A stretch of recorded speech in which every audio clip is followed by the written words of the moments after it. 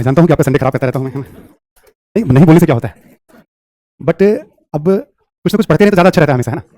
छुट्टी तो अब जो आपको मसूरी और हैदराबाद में वही ठीक रहेगा, यहाँ की छुट्टी का बहुत मायने नहीं रखता आपके लिए, है ना। तुम्हें ठंड लगती है क्या? अच्छा उस समय ठीक है, मुझे तनाव होता है ऐसे देख करके। अच्छा अच्छा, ये स्थिति है, ओके। क्लास में सनी देओल हैं बहुत सारे, ठीक है। तो अभी सभी ऑनलाइन स्टूडेंट्स को भी बुलाता हूँ एक बार, इनको हटा देता हूँ, मतलब यहाँ से ठीक रहेगा, है ना? मैं सामने आ जाता हूँ।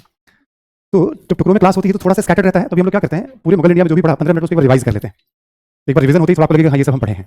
और जो मैं सुझाव भी हमेशा ये देता रहता हूँ कि रिवीजन में ही ताकत है। जैसे आप यहाँ आ रहे थे और बेमन से आप आ रहे होंगे, ठीक है, या मन से भी आ रहे होंगे, बट यदि रिवीजन करके आ जाते पूरे मुगल इंडिया को, तो इतना जो मैं सुझाव देता रहता हूँ इसका मतलब मेरा सुझाव सफल हो रहा है। तो कोई एक दो ही कर पाएगा, सब नहीं करेंगे, करता भी कोई एक दो है। नहीं, जैसे बिना बिना मेरे प्रेशर के, बिना मेरे मोटिवेशन के कुछ काम आपको करना है, अच्छा नहीं लगेगा ना, तो अच्छा लगने से कुछ लेना थोड़ी है।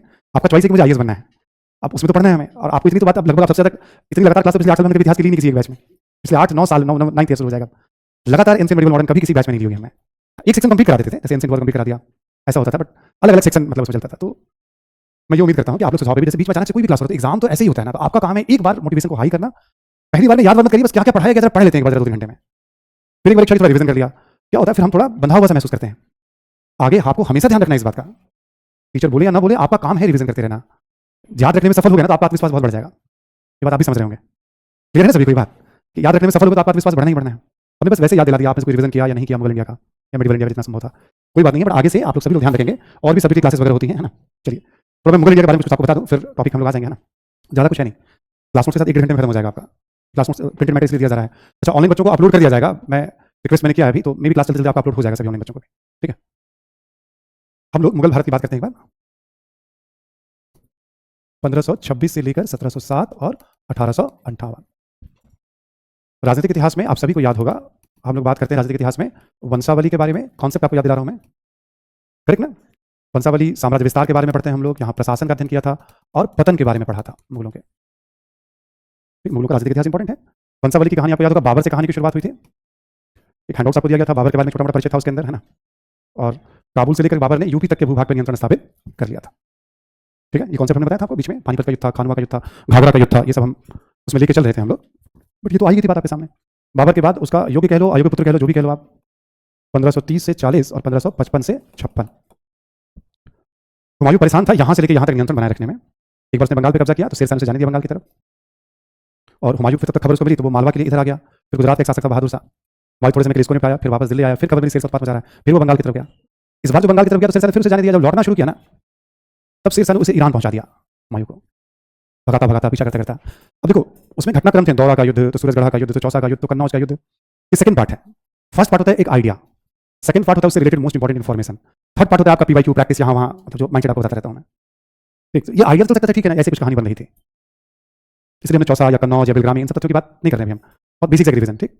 वापस हो गया, फिर शेरशाह का शासन रहा, आप सबको पता होगा 1540 से लेकर के 1555 तक, शेरशाह का नहीं था, 45 तक का शासन तो, बट जो सूर्यवंश था वो 55 तक शासन किया।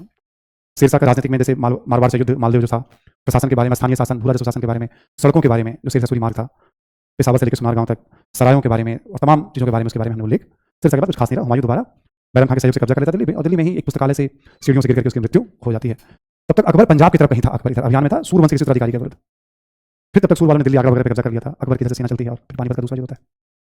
पहले बैरम खां के प्रभाव में था अकबर, आपको ध्यान होगा, है ना। उसके बाद महामंगा के प्रभाव में आया, फिर अकबर फ्री हो जाता है और फिर अकबर पूरे इस इलाके को जीत लेता है।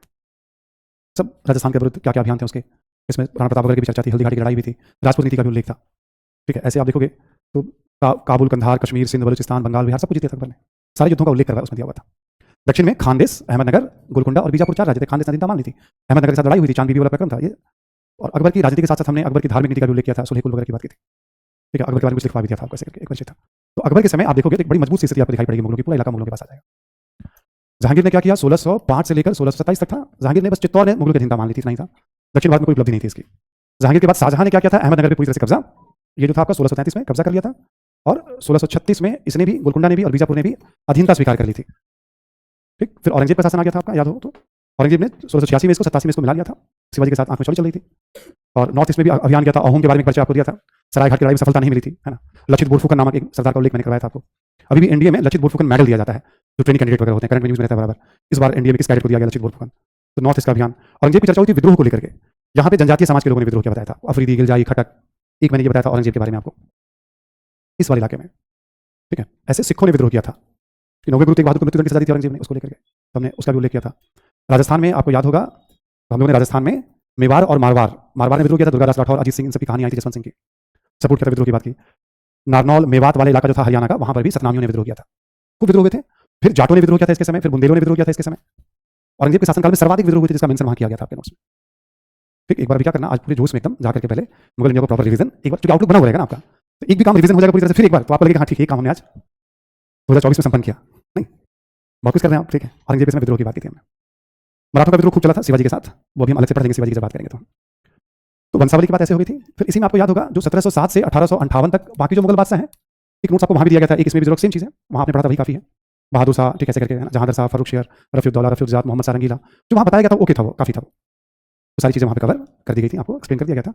बहादुर शाह जफर आखिरी 11 जो बादशाह थे, बता कमजोर थे वो सब, मुगल काफी कमजोर थे, ठीक है। फिर एक बार बातचीत में थोड़ा बहुत हम बता देंगे आपको, क्षेत्रीय राज की भी आपसे बात करेंगे तो मुगलों के बारे में थोड़ा बता देंगे, रिटर्न मुगल के बारे में विस्तार का जिक्र तो इसी में हो गया। आपका प्रशासन आप सभी को याद होगा, एक केंद्रीय प्रशासन होता है जिसमें बादशाह की बात हुई थी, है ना, फिर वकील की बात हुई थी, फिर दीवान की बात हुई थी, फिर मीर बख्शी की बात हुई थी, ऐसे करके और भी, फिर सदर की बात हुई थी, है ना। केंद्रीय प्रशासन था।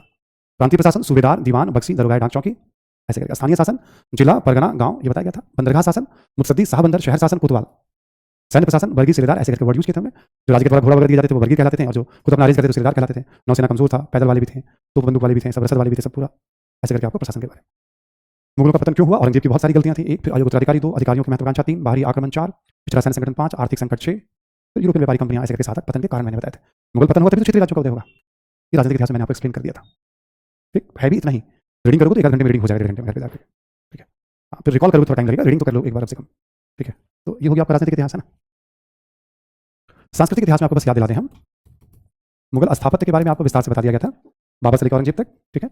चित्रकला भी आपको एक्सप्लेन कर दिया गया था, सभी शासकों के बारे में। चित्रकला की जब बात की गई आपसे तो यहीं पे पहाड़ी चित्रकला, राजस्थानी चित्रकला, दक्कनी चित्रकला, सिख चित्रकला, सब चित्रकला के सभी फॉर्म के बारे में बताया गया था आपको।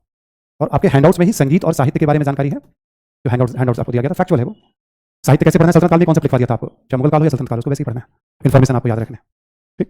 ऐसे करके सांस्कृतिक इतिहास के बारे में भी आपको जानकारी दे दी गई थी। सामाजिक आर्थिक इतिहास के बारे में अलग से कुछ नहीं बताया था, सल्तनत काल का ही मेन स्ट्रक्चर था, बट अभी थोड़ा बहुत 4-5 मिनट ऐड ऑन कर दूंगा मैं उसमें। सल्तनत काल थोड़ा समझा दूंगा कैसे लिखा था, उसी में कुछ चीजें बदल गई थी, तो ऐड ऑन कर दूंगा, उसके साथ ही पढ़ा जाता है। अभी क्या पढ़ना था हम लोग को, मराठों के बारे में 1, यूरोपियन व्यापारी कंपनियों के बारे में 2 फैक्चुअली, क्षेत्रीय राज्य के बारे में 3, थोड़ा सा मुगलों की सामाजिक आर्थिक स्थिति के बारे में आपको मैं, ताकि यहाँ पर आते आते फिर मुगल आपका यानी कंप्लीट हो जाएगा आपका ये वाला हिस्सा, ठीक है। तो हम सबसे पहले क्या करते हैं हम लोग, यूरोपियन व्यापारी कंपनियों के बारे में। ये जो आपको दिया गया है एक हैंडआउट्स, है ना, हैंडआउट्स में आप देख सकते हैं पेज नंबर पीछे की तरफ होगा, है ना। पेज नंबर गैप सही दिख रहा है, कोई बात नहीं है। पेज नंबर 11 पे भारत में यूरोपीय व्यापारी कंपनी और उनके आपसी संबंध ऐसे करके दिया हुआ है, ठीक है।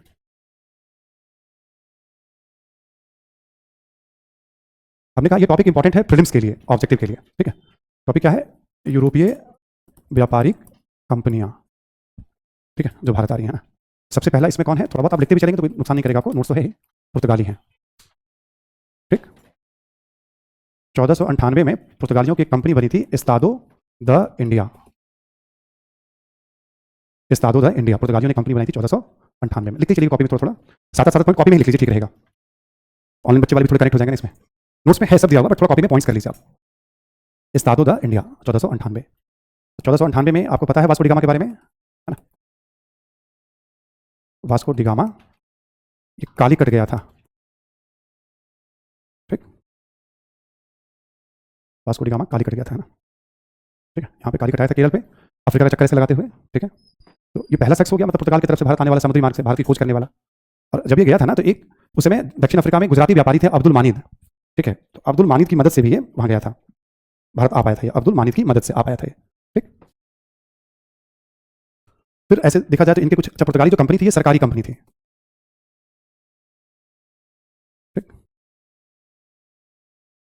ये सरकारी कंपनी थी, ठीक। कोई भी आ रहे हैं तो क्यों आ रहे हैं लोग भारत, यूरोपियन कोई भी आ रहा है तो भारत क्यों आ रहा है, कपड़ा और मसाला का व्यापार प्रमुख कारण है, कपड़ों और मसालों का व्यापार प्रमुख कारण है। धर्म प्रचार भी मकसद है, और भी मकसद है, ऐसा नहीं कि केवल, बट व्यापार प्रमुख कारण है, ठीक। पीछे का आपको कॉन्सेप्ट याद होगा, कभी हम लोगों ने बात की थी पहली क्लास में, यूरोप और भारत के बीच जो व्यापार होता था उसमें तुर्की का आधिपत्य स्थापित हो गया था, इटली का आधिपत्य उस पर था, पश्चिम यूरोपीय व्यापारियों को फायदा नहीं हो रहा था, तो समुद्री मार्ग की तलाश में थी कि नए मार्ग से भारत पहुंचा जाए। पश्चिम यूरोप बदलाव के दौर से गुजर रहा था, पुनर्जागरण, धर्म सुधार से बहुत सारे परिवर्तन के दौर से गुजर रहा था।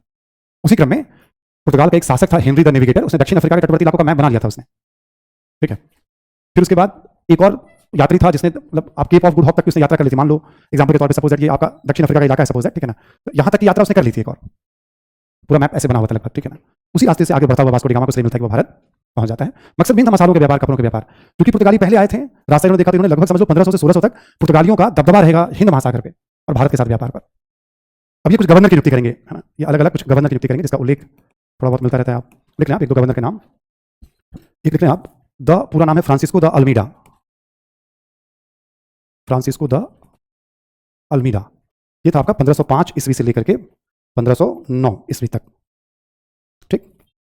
1505 से ऐसी इतनी जरूरत पड़ती नहीं, बट थोड़ा बहुत हमें लिखना पड़ जाता है। अल्मीडा के बारे में एक दो पॉइंट लिख लेंगे आप, ठीक है। लिखेंगे कि इसने इसने तुर्की, मिस्र और गुजरात, तुर्की, मिस्र और गुजरात की संयुक्त नौसेना को पराजित किया।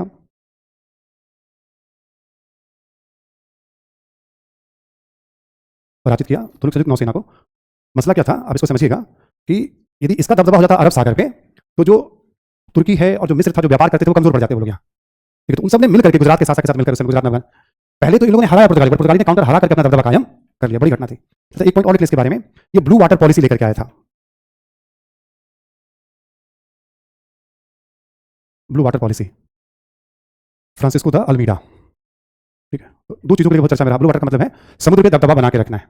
इसके बाद जो अगला गवर्नर आता है इनका, फ्रांसिस, ये पुर्तगाल से नियुक्त हुआ, वहां की सरकार नियुक्त कर रही है, उसका नाम है अल्बुकर्क। नेक्स्ट गवर्नर जो आता है उसका नाम है अल्बुकर्क। 1509 से लेकर 1529 तक रहता है ये अल्बुकर्क। इसके बारे में एक दो पॉइंट लिख लें आप अल्बुकर्क के बारे में। 1510 ईस्वी में,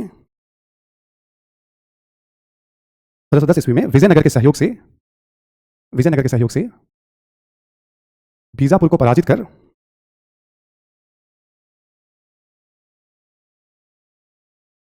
गोवा पर कब्जा किया, गोवा पर कब्जा किया, ठीक है। इसे एक पॉइंट और लिखना आप। इसने गोवा में सती प्रथा को समाप्त किया, सती प्रथा को समाप्त किया, सती प्रथा को समाप्त किया, और पुर्तगालियों को स्थानीय महिलाओं से विवाह के लिए प्रेरित किया, प्रोत्साहित किया,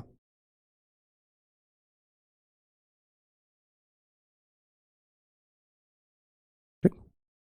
एक और लिख लें, ईसाई धर्म के प्रचार के लिए उग्र तरीके अपनाए,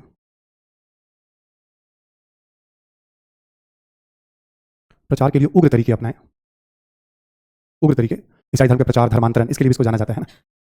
इसके बाद एक अगला गवर्नर आया, नूनो द कुन्हा, कर लीजिए आप, द कुन्हा। इसके बारे में बस एक पॉइंट लिख लें आप। इसके काल में पुर्तगालियों ने अपना मुख्यालय कोचीन के स्थान पर गोवा को बनाया, पुर्तगालियों ने अपना मुख्यालय कोचीन के स्थान पर गोवा को बनाया, कोचीन के स्थान पर गोवा को बनाया। ये 29 से 38 तक था, कुन्हा जो था आपका 29 से 38 तक था। गोवा की भी खूब चर्चा होती रहती है ना। नोट करके एक दो पॉइंट ऐसे लिख लें आप। कार्तेज व्यवस्था, कार्तेज पद्धति,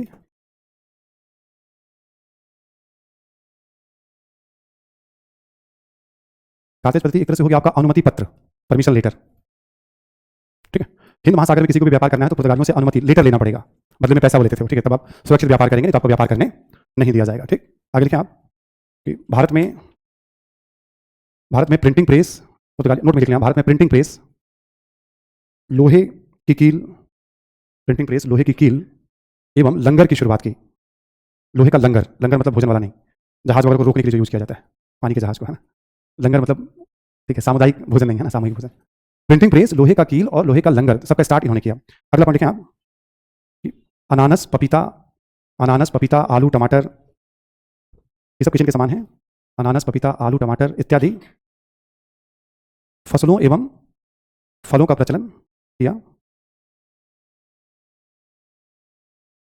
देख लेंगे आप, तंबाकू का भी प्रचलन, तंबाकू का भी प्रचलन किया इन्होंने। आपको याद होगा अकबर अपने इबादत खाना में ईसाई विद्वानों से भी मिलता था, एक विवा, मुनसेराट, वो सब पुर्तगाली थे, ठीक है। वहां लिखा हुआ है अकबर के बारे में, जब पढ़ें तो संकट चल रहा है आपका ये, ठीक है। और नोट्स वगैरह में और भी कुछ मेंशन किया गया क्यों पतन हुआ, राइज हुआ। एक पॉइंट और लिख लें आप नोट में कि 16वीं सदी में, 16वीं सदी में हिंद महासागर के व्यापार पर इनका दबदबा बना रहा, दबदबा बना रहा। 17वीं सदी में, 17वीं सदी में अंग्रेजों एवं डचों ने इनकी सत्ता को चुनौती दी। डचों ने इनकी सत्ता को चुनौती दी और इनकी स्थिति कमजोर हुई। इनकी स्थिति कमजोर हुई। और जो पुर्तगाली थे ना, तो देखो इन्होंने इधर की तरफ जैसे बॉम्बे पे है ना, गोवा पे, कोचिन, कालीकट, हुगली, सतगांव, बहुत जगह इन्होंने व्यापारिक केंद्र खोले थे। गोवा पे कब्जा था, गोवा, दमन और द्वीप इनका तो डायरेक्ट नियंत्रण था। बाकी जगहों पे इन्होंने व्यापारिक केंद्र खोले और व्यापार कर रहे हैं बेसिकली। जहां इनका नियंत्रण है वहां शासन कर रहे हैं। पुर्तगाल सरकार इन्हें सपोर्ट करती थी, सरकारी कंपनी की तरह थे। ठीक। पुर्तगालियों के आने के बाद ना इधर काफी सारी चीजें बदल गई। पुर्तगालियों के आने के बाद बड़ा ह्यूज चेंजेस हुआ। समुद्री मार्ग से यूरोप से संपर्क हुआ, दूसरे महादेशों से संपर्क होना शुरू हो गया, अफ्रीका के साथ व्यापार बढ़ गया, पुर्तगालियों का वर्चस्व स्थापित हो गया। ठीक है, ये सब पूरा चेंज, समुद्र में पूरा गेम चेंज हो गया इनके आने के बाद। लगभग 100 वर्षों तक इन्होंने होल्ड किया अपना पोजीशन, बट लंबे समय तक पोजीशन होल्ड नहीं कर पाएंगे। 1588 में क्या हुआ था, अंग्रेजों ने, स्पेन और पुर्तगाल संयुक्त राज्य था उस समय, अंग्रेजों ने क्या किया, स्पेनी नौसेना को बुरी तरह पराजित किया 1588 में। यूरोप की लड़ाई है, यूरोप में।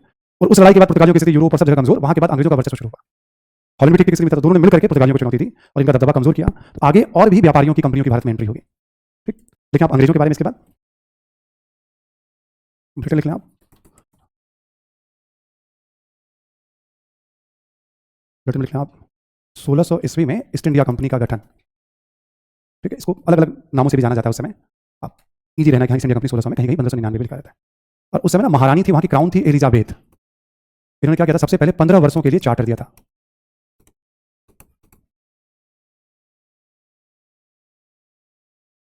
15 वर्षों के लिए चार्टर यानी एक अधिकार। अभी हम क्या करते हैं, पश्चिमी तट पर। ठीक, हम बात कर रहे हैं अंग्रेजों की पश्चिमी तट पर क्या किया अंग्रेजों ने, इस तरह की बात कर रहे हैं। कुछ प्रमुख प्रमुख डेट वगैरह लिख लेंगे आप, यहाँ लिखें आप। 1608 ईस्वी में मुगल शासक ने 1608 ईस्वी में मुगल शासक ने सूरत में कारखाना खोलने की अनुमति प्रदान की।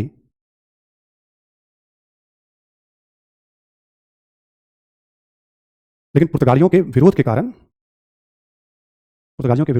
यह नहीं खुल पाया। अंततः 1613 में कारखाना खुला।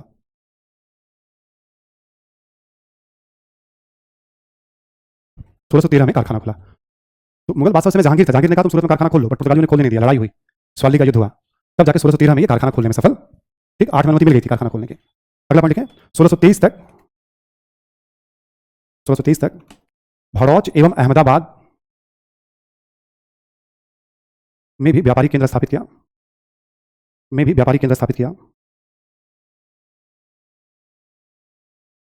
ठीक है, यानी सबसे पहले आप देखोगे तो गुजरात ही इनका मेन सेंटर बना। 1623 तक यहाँ पे 2-3 व्यापारिक केंद्र इधर पश्चिम तट पे। अगला पॉइंट लिखें, 1668 ईस्वी में 1668 में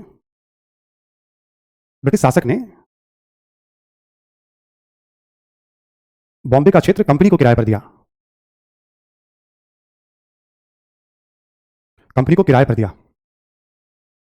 ठीक, ब्रैकेट में लिख लेंगे आप कि ब्रिटिश शासक को पुर्तगालियों ने बॉम्बे का क्षेत्र दहेज में दिया था। शादी ऐसी होनी चाहिए, पूरा एक क्षेत्र आपको दहेज में, ठीक है, तुम राज्य ले जाओ, है ना। ब्रैकेट में लिख लेंगे आप, पुर्तगालियों ने बॉम्बे का क्षेत्र दहेज में दिया था अंग्रेजों को, ब्रिटिश शासक को। राजा का नाम वगैरह भी है, चार्ल्स द्वितीय वगैरह, लिखने की जरूरत नहीं है। ठीक है, अगला पॉइंट लिखें, 1687 में 1687 में सूरत के स्थान पर 1687 में सूरत के स्थान पर बॉम्बे को पश्चिम भारत में मुख्यालय बनाया गया। ठीक, बॉम्बे को पश्चिम भारत में मुख्यालय बनाया गया। थोड़ा सा लिखवा इसलिए दिया ना, जैसे रिदम बन जाएगा कि पढ़ना कैसे होता है, ज्यादा कुछ है नहीं, बट थोड़ा एक इंटीग्रेटेड रिदम जरूरी होता है पढ़ने का। ठीक है, तो पश्चिम की थोड़ी सी कहानी आ गई। देखो इस वाले इलाके पर भी ना अंग्रेजों का मतलब कोचिन में, कालीकट में, सब जगह व्यापारिक केंद्र थे।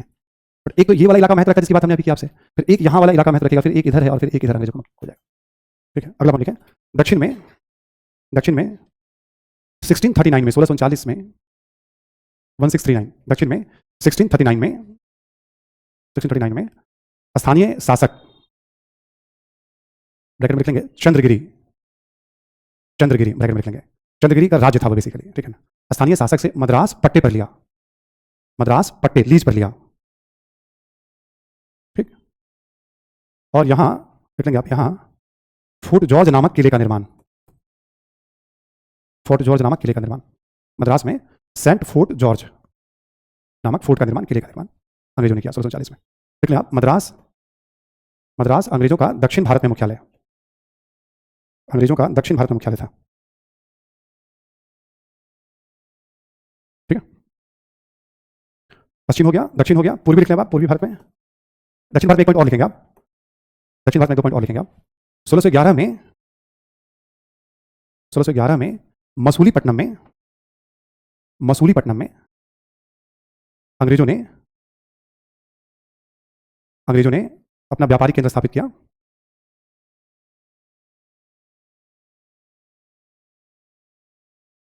ठीक है, ऐसे कभी पूछा था ना, अंग्रेजों का पहला व्यापारिक केंद्र भारत में कौन से था, तो मसूलीपट्टनम।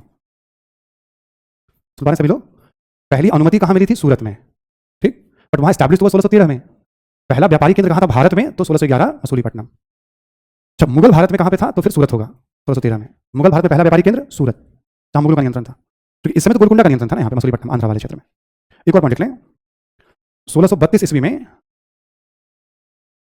में गोलकुंडा के शासक ने कंपनी को स्वतंत्र व्यापार के लिए गोल्डन फरमान जारी किया था। स्वतंत्र व्यापार के लिए गोल्डन फरमान जारी किया था।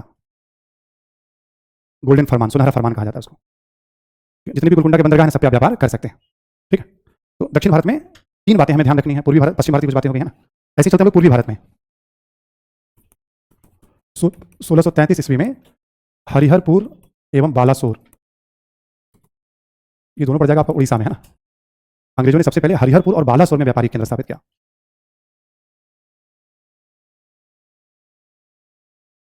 ठीक, ये दोनों जगह उड़ीसा का तटवर्ती इलाका है, हरिहरपुर और बालासोर में। ठीक है, 1651 में हुगली, कासिम बाजार, पटना इत्यादि में व्यापारिक केंद्र। ये जो केंद्र स्थापित होता था, या तो केंद्र की अनुमति से या स्थानीय शासक की अनुमति से। देखो, मुगलों के इलाका में कोई केंद्र है तो मुगलों की अनुमति से, या तो मुगल बादशाह देंगे या उसका कोई प्रांतपति देगा। बीजापुर के इलाके में तो उसका शासक देगा, गोलकुंडा के इलाके में तो उसका शासक देगा। जहां ऐसा नहीं कि सब जगह मुगल ही हैं। मुगलों का राजनीतिक इतिहास तो आपको समझाई दिया थोड़ी देर पहले फिर एक बार। ठीक, यहाँ मुगल है बंगाल में 51 में, शाहजहां का शासन है, उसका उत्तराधिकारी वहां शासन कर रहा है ना। 1698 में सूतानाती, गोविंदपुर एवं कालीकाता पर कंपनी का नियंत्रण हुआ। सूतानाती, गोविंदपुर और कालीकाता। ठीक है, ये क्षेत्र भी कंपनी को पट्टे पर मिला था, लीज पर, है ना, स्थानीय जमींदार से। यही क्षेत्र आगे कोलकाता बनेगा। ठीक है, और यहीं पे अंग्रेजों के द्वारा फोर्ट विलियम बनाया जाएगा। ये सब वहां के राजा के नाम है, जॉर्ज, विलियम। कलकत्ता में ही अंग्रेजों के द्वारा फोर्ट विलियम बनाया जाएगा। और कलकत्ता क्या होगा? पूर्वी भारत का इनका मुख्यालय। आपको याद होगा ना, मॉडर्न इंडिया की पहली क्लास में समझाया था, अंग्रेजों के 3 मुख्यालय थे, बॉम्बे, कलकत्ता और मद्रास। तो ग्रेजुअली बना है, 100-150 वर्षों में इवॉल्व हुआ है, ऐसा नहीं कि एक ही बार बन गया। नोट्स में आपको ये सब मिलने वाला है उसमें। जैसे 1608 में हॉकिंस जो है जहांगीर के दरबार में आने वाला पहला था। ठीक है, 1615 में सर टॉमस रो आएगा, फिर 1717 में जॉन सुरमन आएगा। फर्रुख सियर से जो अनुमति मिली थी। समय समय पे ब्रिटेन के शासक अपने एम्बेसडर को भी भेजेंगे व्यापार करने के लिए मुगल बादशाह के पास। सबसे पहले हॉकिंस का नाम मिलेगा आपको, कैप्टन हॉकिंस का लिखा हुआ है नोट्स में। फिर सर टॉमस रो का आपको मिलेगा। ठीक है, और फिर आपको उसके बाद एक जॉन सुरमन का मिलेगा। फर्रुख सियर ने जो आदेश जारी किया वैसे थोड़ी किया था, रिक्वेस्ट करने आया था आदेश जारी 1717 में कि तुम मुक्त व्यापार कर सकते हो, इतना पैसा देकर 3000 रुपये वार्षिक। ठीक है, उसका उल्लेख मिलेगा आपको इसमें, है ना। तो ऐसे ही आप आ जाइए, आप अपने नोट्स में आ जाइए, आप पेज नंबर 12 पे कॉपी में लिख के ही पढ़िएगा, ज़्यादा ठीक रहेगा, है ना। आगे सब लोग 12 पेज नंबर पे। अब देखिए, पेज नंबर 12 में लिखा हुआ भारत में डचों का आगमन दिख रहा है सभी को। मैं वैसे थोड़ा बोर्ड वर्क भी करता रहूंगा, खासकर ऑनलाइन के बच्चों के लिए, है ना, जो बच्चे दिख रहे हैं थोड़ा बहुत। अब देखो, अंग्रेजों की कंपनी भी निजी कंपनी थी। ठीक, और डच यानी हॉलैंड या नीदरलैंड कंपनी भी निजी कंपनी है। ये कंपनी कब बन रही है? 1602 में। ठीक है, कंपनी बन रही है 1602 में, और 1605 में इनका पहला व्यापारिक केंद्र है मसूलीपट्टनम या मछलीपट्टनम। फर्स्ट व्यापारिक केंद्र है इनका मसूलीपट्टनम। ठीक, अगला पॉइंट इसमें लिखा हुआ है नोट्स में। पॉइंट नंबर 3 देखेंगे, नोट्स में लिखा हुआ है, एक पुली कट पड़ता है, ये भी पड़ता है गोलकुंडा में, मसूलीपट्टनम के नजदीक। वहां पे फैक्ट्री का नाम इन्होंने गोल्डरिया, याद नहीं रखना आपको। वैसे इन्होंने उसकी किलेबंदी की थी, इसलिए चर्चा होती है, याद नहीं रखना आपको। और यहाँ अपने ये गोल्ड कॉइन्स इशू जारी करते थे, पैगोडा कहते थे उसको, याद नहीं रखने पर पढ़ के निकल जाना है। बंगाल में इनका व्यापारिक केंद्र था पिपली में 1627 में। 1627 में पिपली में इनका एक व्यापारिक केंद्र था बंगाल में। ठीक, और फोटो नेवर छोड़ दीजिए, आप आगे देखेंगे आप कि कपड़ों के साथ साथ ये मसाले, नील, रेशम, शोरा, अफीम सबका व्यापार करते थे। इंपॉर्टेंट है, ध्यान रखना, कपड़ों और मसालों के साथ ये शोरा का काम बारूद बनाने में आता है, शोरा और अफीम का भी व्यापार करते थे। ठीक, ये शोरा बहुत इंपॉर्टेंट है, आपको ध्यान रखना है, बिहार वगैरह में खूब मिलता था। एक और पॉइंट देखेंगे आप, 1759 में बेदारा के युद्ध में अंग्रेजों से पराजित। 1759 में बेदारा के युद्ध में अंग्रेजों से पराजित हो गए, तो काफी कमजोर हो जाएंगे। 1763 में आपको याद होगा फ्रांसीसियों के साथ तीसरा कर्नाटक युद्ध, और बेदारा के युद्ध में डच, ये सब अंग्रेजों के लिए रास्ता साफ हो गया था 1760 तक आते आते। ठीक, इसमें पराजित हो गए थे बेदारा के युद्ध में। और इनके बारे में कुछ भी नहीं जानना, बाकी चार्ट बना के दिया हुआ व्यापारी केंद्र, याद रखने की जरूरत। देखो, एक शहर में क्या होता था ना, कई, जैसे मान लो सपोज दैट आपका कालीकट है, तो कालीकट में पुर्तगालियों का भी है, अंग्रेजों का भी है, फ्रांसीसियों का भी है, ऐसे करके डचों का भी है। एक शहर में बहुत सारे व्यापारी केंद्र हैं। हाँ बोलिए, क्या कहते हैं? शोला बारूद बनाने में काम आता है, बारूद के निर्माण में। अच्छा, इसके बाद देखिए अंग्रेजों के बारे में। तो अंग्रेजों की बात हमने कर ली, यहाँ पर लेने की जरूरत अब नहीं है अंग्रेजों के बारे में। पेज नंबर फिर अगले नेक्स्ट पेज पे देखेंगे, दाहिनी तरफ Danish east India company, Denmark. ठीक है, ये कंपनी कब स्थापित हुई है? 1616 में। और इसका दो प्रमुख व्यापारिक केंद्र कौन कौन से था आपको याद होगा? फ्रैंकोबार और सेरामपुर। याद है ना आपको? वेलेस्ली ने निपटा दिया था फ्रैंकोबार और सेरामपुर। ठीक है, डेनमार्क का जो पीछे हम लोग बात कर चुके हैं। सेरामपुर के बारे में बस ये आपको जानना है, इन्होंने यहाँ पे एक प्रिंटिंग प्रेस और एक कॉलेज, ये याद रखना है आपको। ठीक है, सेरामपुर कहाँ पड़ता है? बंगाल में। यहाँ पे इन्होंने क्या किया था? एक प्रिंटिंग प्रेस और एक कॉलेज एस्टैब्लिश किया था। ये इंपॉर्टेंट जानकारी है, ये आपको याद रखनी है। ठीक है, ठीक है, ये इंपॉर्टेंट जानकारी थी। तो डचों का हो गया, डेनिस का हो गया, है ना। अभी तक आप देखोगे कंपनी की बात करें हम लोग, कंपनी सबसे पहले कौन सी कंपनी एस्टैब्लिश हुई? पुर्तगालियों की, फिर किसकी? अंग्रेजों की, फिर किसकी? हॉलैंड या डचों की, फिर किसकी कंपनी बनी? डेनमार्क की, इसके बाद किसकी बनेगी? आप फ्रांसीसियों की। ये क्या हो गया आपका? कंपनी की स्थापना का क्रम, अभी तक जो हमने पढ़ा। अब फ्रांसीसी पढ़ने जा रहे हैं लास्ट में। ठीक, इसमें लिखा हुआ है फ्रांसीसियों का सबसे लास्ट में एंट्री हो रहा है इनमें, मतलब 1664 में फ्रेंच ईस्ट इंडिया कंपनी बनती है। कब बनती है? हाँ, फ्रांसीसी कंपनी बनती है 1664 में। ये सरकारी कंपनी है। ठीक, ये पहला फैक्ट्री कहाँ खोलते हैं? 1668 में सूरत में। ये इनका पहला व्यापारिक केंद्र था 1668 में। ठीक, और 1673-74 में बीजापुर के शासक से पांडिचेरी नामक क्षेत्र प्राप्त करते हैं, जहां फ्रांसीसी बस्ती। ठीक, 1673-74 में पांडिचेरी। और भी दिया हुआ है, बाकी याद रखने की जरूरत आपको नहीं। ठीक है, ये तीन याद रखिएगा फ्रांसीसियों के बारे में। ये हो गया आपका कंपनी, भारत में व्यापारिक केंद्र। ठीक है, व्यापारिक केंद्र सबसे पहले किसका स्टैब्लिश हुआ? पुर्तगालियों का। फिर किसका स्टैब्लिश हुआ? हॉलैंड का। व्यापारिक केंद्र में हॉलैंड पहले 1605 में मसूलीपट्टनम में स्थापित कर दिया उसने। ठीक है, क्रम पूछा जाए इन कंपनियों में, पुर्तगाली तो पहले है ही, हॉलैंड यहाँ पहले आ जाएगा। व्यापारिक कंपनियां जो भारत में स्थापित पहले की जाए केंद्र, फिर किसका हो जाएगा? ऑब्वियस है ब्रिटेन का, फिर डेनमार्क का। बस एक अंतर आ जाता है इसमें, कंपनी का स्थापना में ब्रिटेन पहले है और भारत में व्यापारिक केंद्र की स्थापना में हॉलैंड पहले। कैसे पहले? अभी आप देखेंगे 1605 में ही डचों ने, हॉलैंड ने, अंग्रेजों ने पहला व्यापारिक केंद्र कहाँ खोला? 1611 में मसूलीपट्टनम। तो यहाँ पे डच पहले, फास्ट है, तेजी से आते हैं व्यापारिक केंद्र अपना। तो कंपनी की स्थापना का क्रम, व्यापारिक केंद्र की स्थापना का क्रम। ठीक है, तो ये हो गया आपका कुछ फैक्चुअल जानकारी। फैक्ट्स तो बहुत सारे हैं, बट एक मोटी मोटी बातें हमेशा जो रख रहे हैं हम, जो सबसे प्रमुख बातें एक बार आपकी नजर में आ गया। अब यहाँ एक शीर्षक देखिए, कॉपी में लिख लीजिए आप लोग, ज्यादा ठीक रहेगा, थोड़ा इसको हेल्प है। यूरोपीय कंपनियों का महत्व।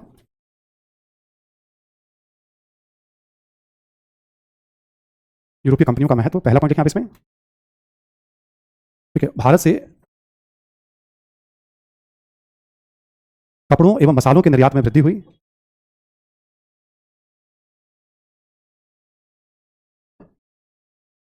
वृद्धि हुई, कौमा, इनका उत्पादन बढ़ा, इनका उत्पादन बढ़ा,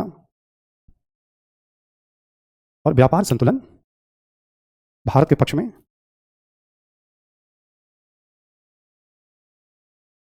कौमा लिख लिखें आप। सोने चांदी का प्रवाह भी, सोने चांदी का प्रवाह भी भारत में बढ़ा।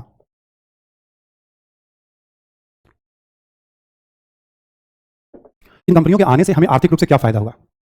कपड़ों और मसालों का उत्पादन ठीक ठीक बढ़ा। अगला पॉइंट लिखें आप कि नए नए समुद्री मार्गों से व्यापारिक गतिविधियों में भी वृद्धि।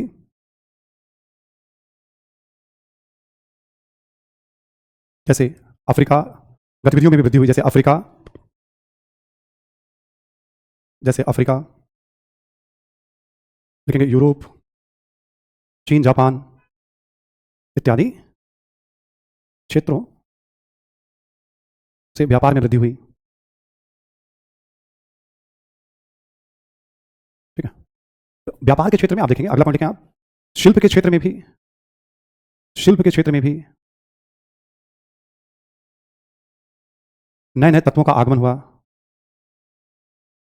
शिल्प के क्षेत्र में भी नए नए तत्वों का आगमन हुआ, जैसे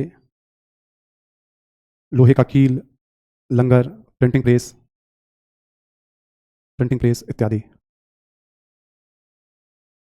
ठीक, जनरल कॉन्सेप्ट में इनके आने से क्या क्या फायदा हुआ, एक खाका रखना पड़ेगा मेरे दिमाग में।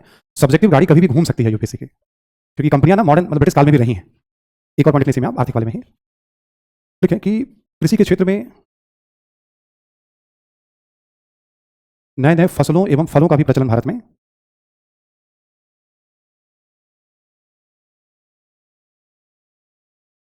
फसलों एवं फलों का भी, अब एग्जाम्पल देकर बताइए था आपको, तंबाकू, अनानास, पपीता, वो सब लिख सकते हैं। अगला पॉइंट लिखें आप कि यूरोपीय व्यापारिक कंपनियों के कारण भारत में शहरों का भी विकास हुआ। भारत में शहरों का भी विकास हुआ। ठीक है, अब जैसे बॉम्बे, कलकत्ता, मद्रास, ये तो अंग्रेजों के कारण है। गोवा का जो शहरीकरण पुर्तगालियों की भूमिका है ना। पांडिचेरी के शहरीकरण में फ्रांसीसियों की भूमिका है, प्लस व्यापार करे तो शहरों का विकास तो होगा ही। तो इन्होंने आर्थिक क्षेत्र में बदलाव किए हैं, इनका आगमन भारत के लिए अच्छा रहा है। इन्होंने जो कब्जा किया वो भारत के लिए गड़बड़ हो गया। इनके आने से बहुत फायदा हो रहा था हमें। भारत जो सोने की चिड़िया कही जाती थी उसमें बहुत बड़ा योगदान इनका भी था। ठीक है, ऐसा नहीं था कि सोने की चिड़िया जो है मतलब चिड़िया जो है जिसको मैंने पकड़ दिया, ठीक है, लाओ एक चिड़िया मेरे पास में। सोना चांदी खूब लेकर के आ रहे थे अमेरिका वगैरह में लूटपाट करके भारत से। अच्छा, भारत में चीज़ों को खरीद कर क्या करते थे, भारत में चीज़ों को खरीद कर यूरोप भी बेचते थे और साउथ ईस्ट एशिया में भी। मलेशिया और इंडोनेशिया में मसालों की